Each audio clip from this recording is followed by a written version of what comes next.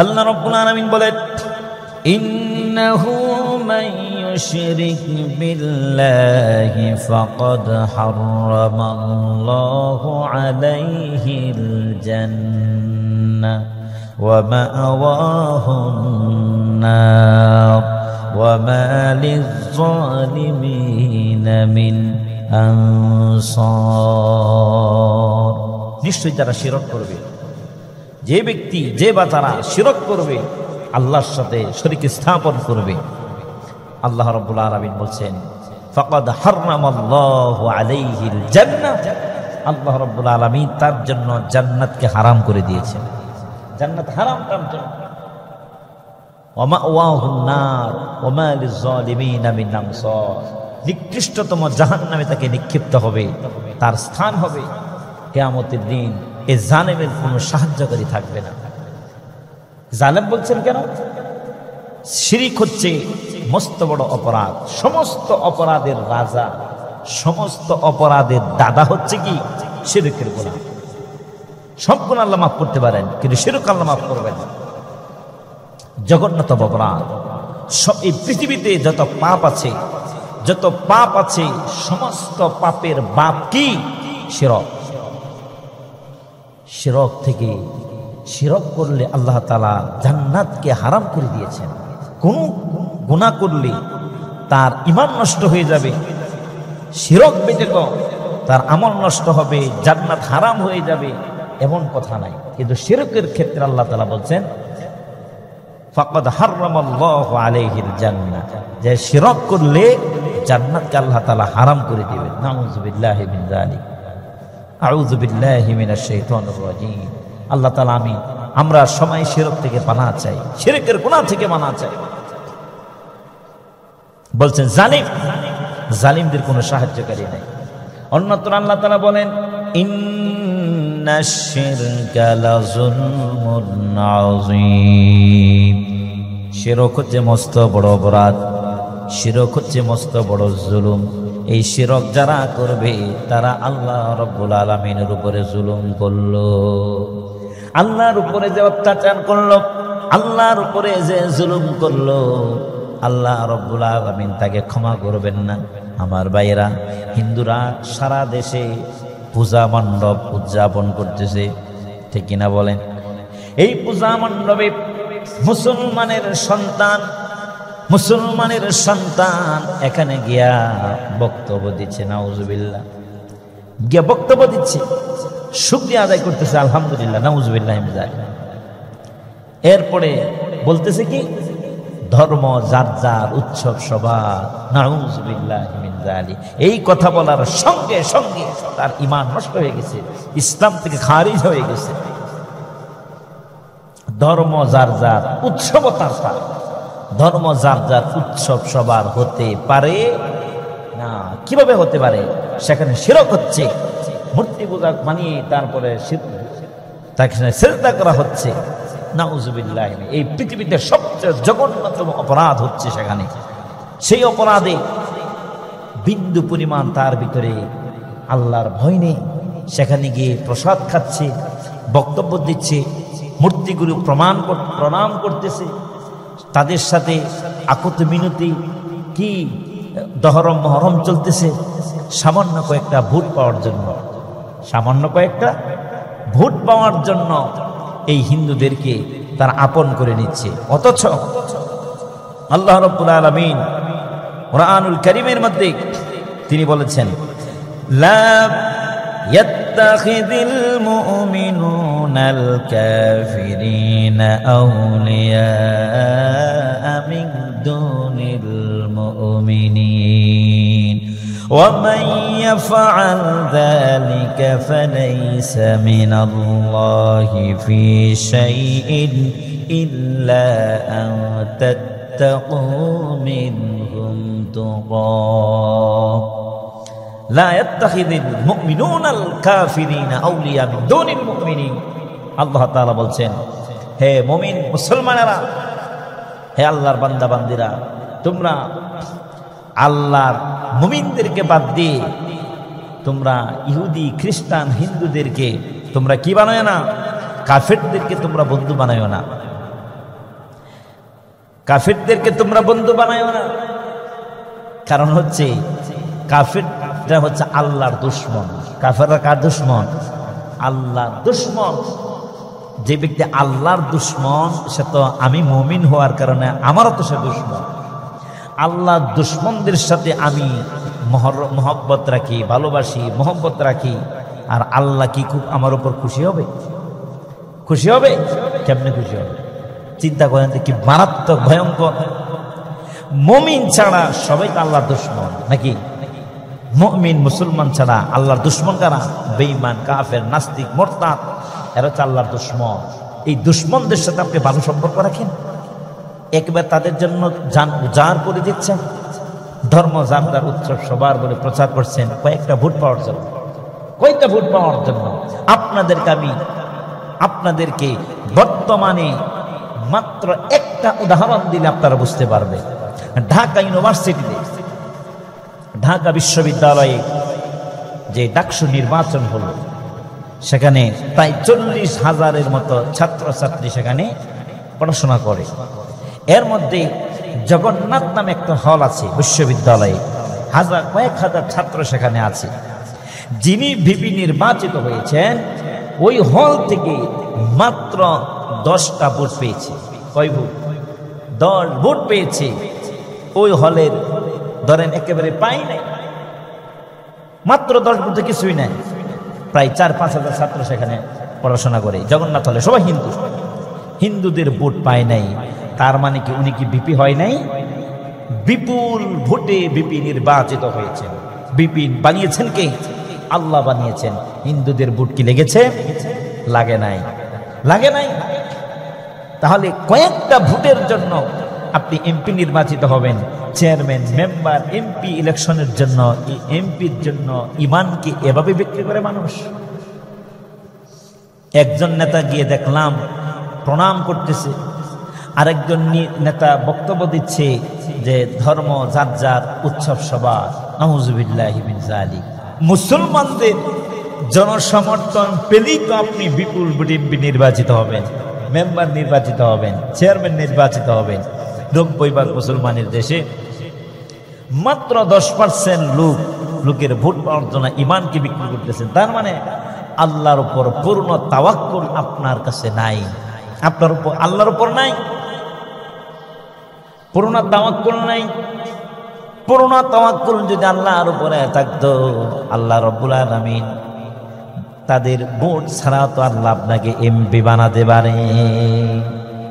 তাদের ভোট না পেলেও আল্লাহ আপনাকে মেম্বার বানাতে পারেন, এমপি বানাতে পারেন, চেয়ারম্যান বানাতে পারেন। কথা বলেন ঠিক কিনা?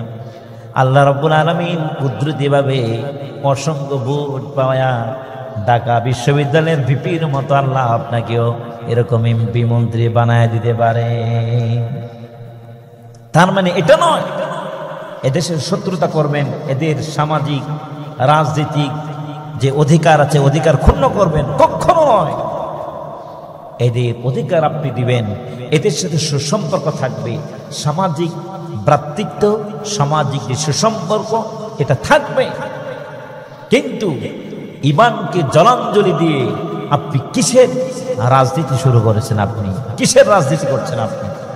অথবা আপনি যে এদের কাছে পূজা মণ্ডপে গিয়ে আপনি এদের সাথে কাকতি মিনতি করছেন, তহরম মহরম করতেছেন আপনি, এবং সেখানে গিয়ে বিন্দু পরিমাণ মনে কষ্ট নেই, সেখানে গিয়ে আপনি বক্তব্য দিচ্ছেন, বিন্দু পরিমাণ আপনার ভিতরে তো গায়রত থাকা দরকার ছিল।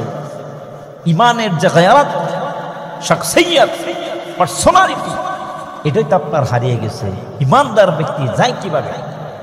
তাদের নিরাপত্তার জন্য সরকার আছে, সরকার শতভাগ নিরাপত্তা দিবে। তাদের নিরাপত্তার সাথে যেন তাদের উপাসনালয়ে তাদের যে উপাসনা আছে সেটা যেন নির্বিঘ্নে নিরাপত্তার সাথে করতে পারে, এই জন্য সমস্ত দায় দায়িত্ব সরকার গ্রহণ করবে। ব্যক্তি হিসেবে আপনি কেন সেখানে যাচ্ছেন? আপনি অন্য সময় যান, আপনি পূজা হওয়ার আগে তাদের সাথে গিয়ে একটা মিটিং করতে পারেন, সম্প্রীতির একটা মিটিং আলোচনা ডাকতে পারেন, সমস্যা নাই।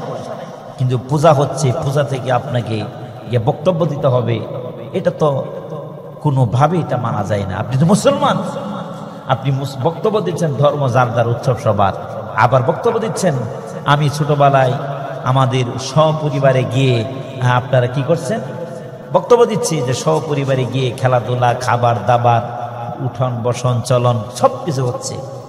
মুসলমান তাদের সংস্কৃতি আলাদা, কালচার আলাদা। এই দেশের মুসলমানদের সাথে পূজার সাথে কোনো সম্পর্ক ছিল না, নাই, ভবিষ্যতেও থাকবে না ইনশাআল্লাহ। এই দেশের মুসলমানদের সাথে পূজার কোনো সম্পর্ক নাই। অথচ তিনি একটা মুসলমানদের একটা সংস্কৃতি নিয়ে সংস্কৃতি বানিয়ে ফেলছেন পূজা। নাউযুবিল্লাহি মিন যালিক।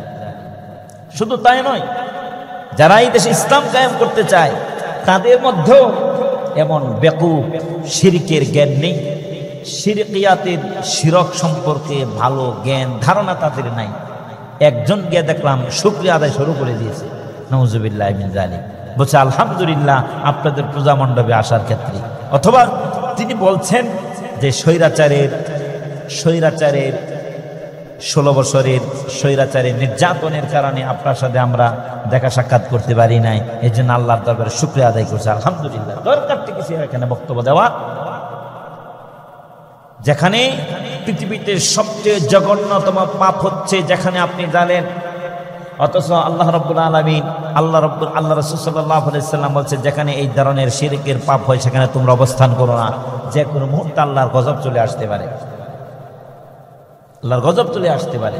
আপনি কয়েকটা ভোট পাওয়ার জন্য আপনি সেখানে গেলেন, তাদের সন্তুষ্টির জন্য আল্লাহকে অসন্তুষ্টি করে সারা জীবন আপনি চেষ্টা করবেন তাদের মন সন্তুষ্ট করার জন্য, তাদের মন পাওয়ার জন্য। আল্লাহ যদি তাদের মনকে ঘুরিয়ে দেন, কিয়ামত পর্যন্ত চেষ্টা করে তাদের মন আপনি পাবেন না, কোশ্চিন কোন আপনি পাবেন না। রাসূল করিম সাল্লাল্লাহু আলাইহি ওয়াসাল্লাম বলেছেন লা তাআতা লিমাখলুকিন ফি মাসিয়াতিল খালিক, স্রষ্টার অবাধ্য হয়ে সৃষ্টির মহব্বত ভালোবাসা কাজ হবে না। আল্লাহর অবাধ্য হয়ে আপনি সৃষ্টির আনুগত্য করবেন, আপনি আল্লাহকে অসন্তুষ্ট করে মানুষের সন্তুষ্টির জন্য আপনি কাজ করবেন, পারবেন না। আল্লাহর জন্য কাজ করেন আপনি, দেশের জন্য, দেশের মানুষের জন্য, মানুষের কল্যাণের জন্য কাজ করুন। দল মত, জাতি, ধর্ম, বর্ণ নির্বিশেষে সবার জন্য কাজ করেন আপনি। সবার মনের মধ্যে মহব্বত, ভালোবাসা তৈরি করে দিবেন কে? আল্লাহ। আল্লাহ তাআলা বলেন ইন্নাল্লাযীনা আমানু ওয়া আমিলুস সলিহাতি সায়াজআলু লাহুমুর রাহমানু বুদ্দা। আপনি ভালো কাজ করেন, আমল করেন, নামাজ পড়েন, তাকওয়া অবলম্বন করেন, প্রত্যেক মানুষের মনের মধ্যে আপনার প্রতি মহব্বত, ভালোবাসা আল্লাহ ঢুকাইয়া দিবে। সৃষ্টির গোলামি করা যাবে না, সৃষ্টিকে সন্তুষ্ট করা না করে আর স্রষ্টাকে সন্তুষ্ট করেন। স্রষ্টাকে যদি সন্তুষ্ট করতে পারি, আল্লাহকে যদি সন্তুষ্ট করতে পারি, সকল মানুষের মনের মধ্যে আপনার মধ্যে মহব্বত, ভালোবাসা, আজমত আল্লাহ তৈরি করে দিবেন। সুবহানাল্লাহ। লা তাজিদান্না শাদ্দান নাস আদাওয়াতান লিল্লাযীনা আমানুল ইয়াহুদা ওয়াল্লাযীনা আশরাকু। মুসলমানদের জন্য, মানুষের জন্য, আমাদের জন্য সবচেয়ে বড় দুশমন হলো মুশরিক আর ইহুদি। এদেরকে আপনি বন্ধু বানান, এটা করা যাবে না। এরপরে দেখেন রাসূল করিম সাল্লাল্লাহু আলাইহি ওয়াসাল্লাম কি বলেছেন। আল্লাহর নবী, বিশ্ব নবী মুহাম্মদুর রাসূলুল্লাহ সাল্লাল্লাহু আলাইহি ওয়াসাল্লাম তিনি বলেন ইউসবিহুর রাজুলু মুমিনান ওয়া ইউমসি কাফিরান ওয়া ইউমসি মুমিনান ওয়া ইউসবিহু কাফিরান ইয়াবিউ আহাদুহুম দীনাহু বিআরদিন মিনাদ দুনিয়া। আল্লাহর নবী বলেন বাদিরু বিল আ'মালি ফিতানান, বাদিরু বিল আ'মালি ফিতানান কাকিতাইল লাইলিল মুসলিম ইউসবিহুর রাজুলু মুমিনান ওয়া ইউমসি কাফিরান। নবী করিম সাল্লাল্লাহু আলাইহি ওয়াসাল্লাম বলেন অন্ধকার রাতের টুকরার মতো বিপর্যয় আগমনের পূর্বে তোমরা সৎ কাজের পথে অগ্রসর হও।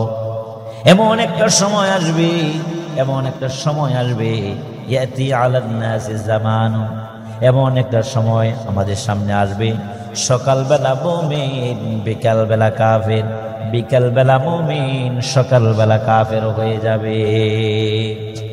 শুধু এতটুকু নয়, এরপরে বললেন, নবীজি বলেন, মানুষ দুনিয়ার স্বার্থের কারণে, দুনিয়া পাওয়ার জন্য ঈমানকে তারা বিসর্জন দিয়ে দিবে।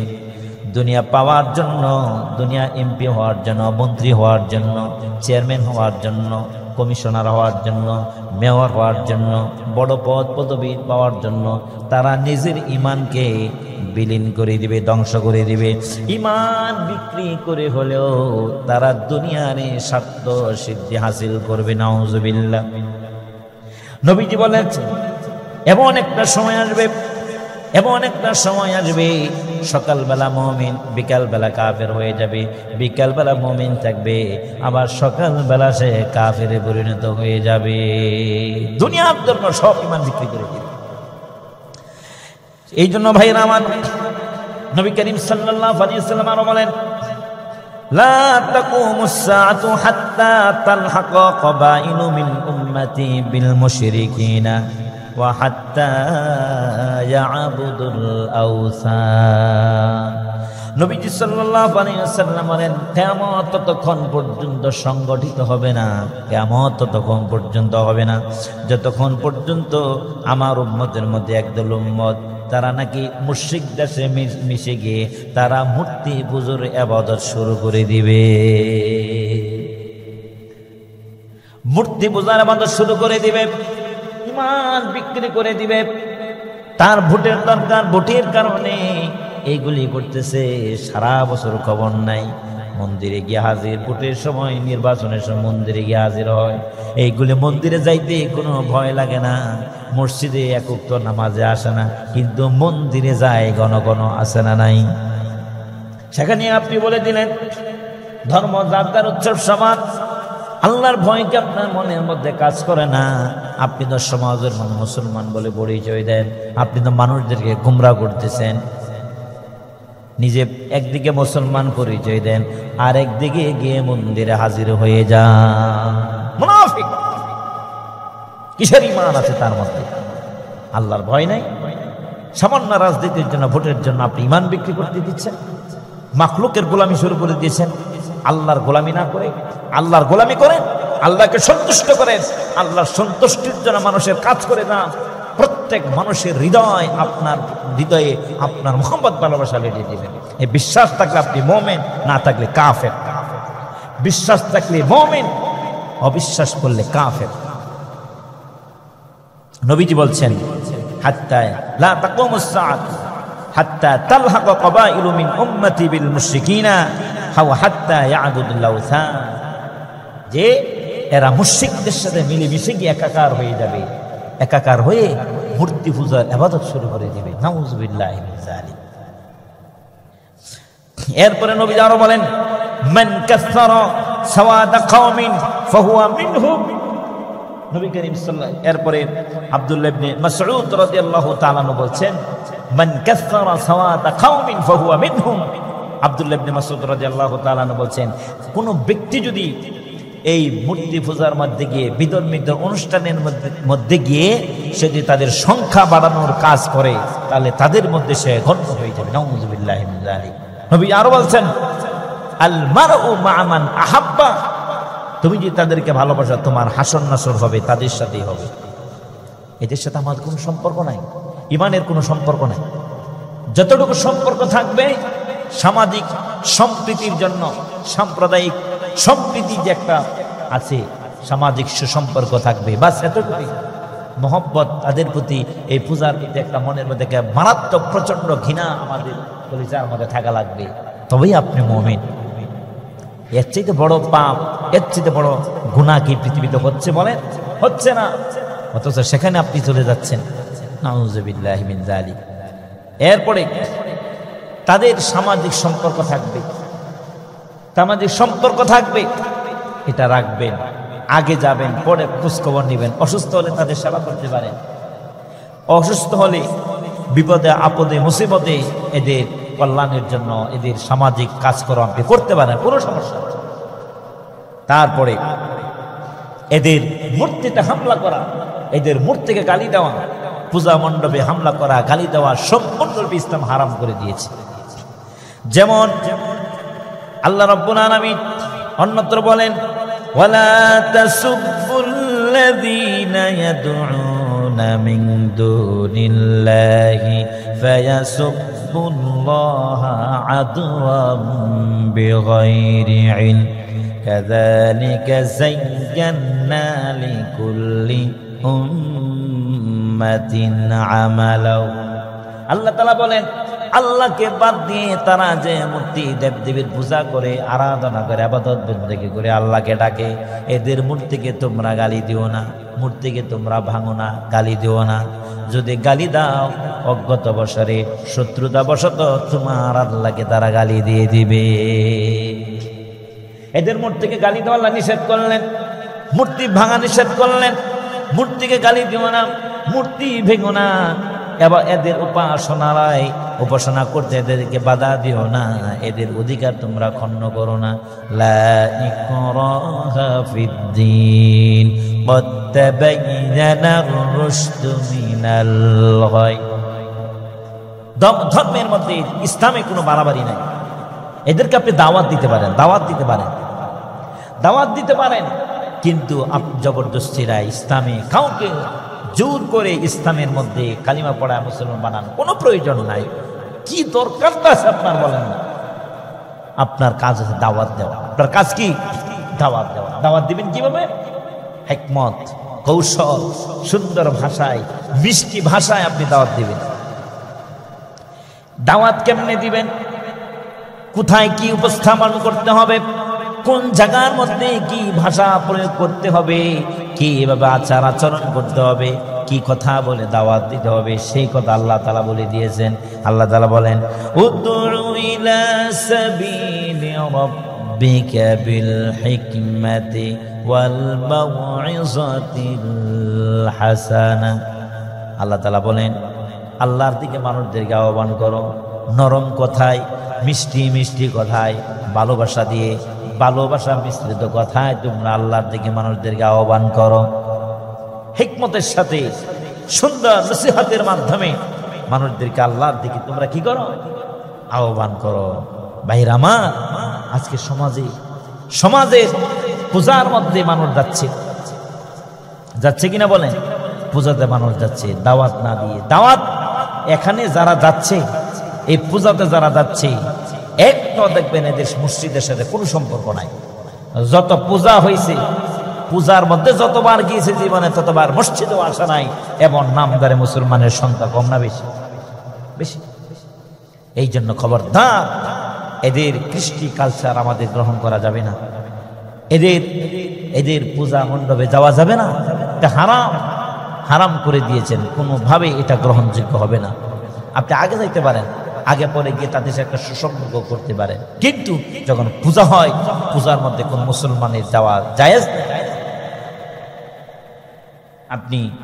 আপনাকে তারা দাওয়াত দেবে, আপনি সরাসরি বলে দেবেন যে ভাই, আপনাদের যে কাজটা করছেন আপনারা করেন, এটা আপনাদের ধর্মের কাজ, কিন্তু আমার ইসলাম এখানে যাওয়া হারাম করেছে, তবে এটা শেষ করেন, পরবর্তীতে আপনাদের সাথে আমরা সাক্ষাৎ করবো গিয়ে বলে দেন।